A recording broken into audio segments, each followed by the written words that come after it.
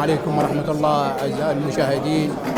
سرنا اليوم حضور مهرجان قلمسير الثاني المقام في خانقين بدعوة كريمة من مؤسسة حمامة السلام، والذي أقيم في قاعة الشهيد سلام الثقافية.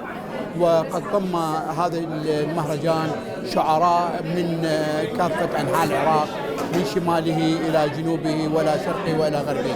لقد كانت جلسات جميلة في هذه وضيافة رائعة من قبل إدارة المهرجان.